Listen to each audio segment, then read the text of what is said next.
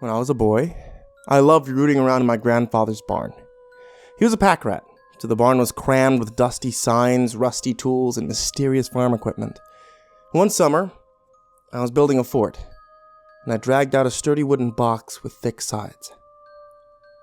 It looked useful, but Grandpa shook his head. "No, don't use that," he said. "That belonged to my grandfather. It's his HellBox." "What's that?" I asked. "I never told you the story." "Well, sit down and listen."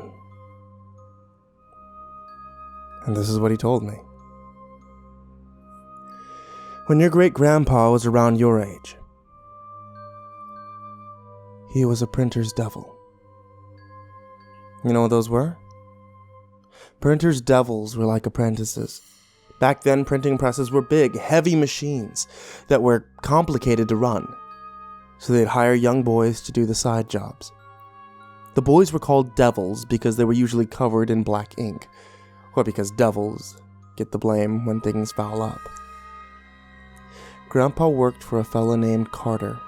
Carter was hard as nails and mean as a rattlesnake, until one day, he wasn't. Grandpa didn't understand this sudden personality change, but for a month, he actually liked working at the shop. Then came the day when the sheriff strode in for a visit. "Sorry to hear about Delia," said the sheriff. "No reason," said Carter with a grin. "Leaving is the best thing she ever does." "Could be," agreed the sheriff. "But you two always square things up when she comes back." Carter laughed, real big, and pointed over to where Grandpa was sitting, beside this very box. "Sure. We'll square things up," Carter said, "when that little devil pulls Shakespeare out of the HellBox." Now see, a HellBox was for scraps.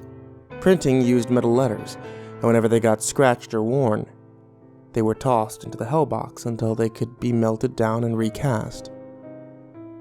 Grandpa thought Carter's comment about the HellBox was pretty funny, so when the man kept talking, he started taking out random letters and lining them up, one after the other. The men didn't notice it first,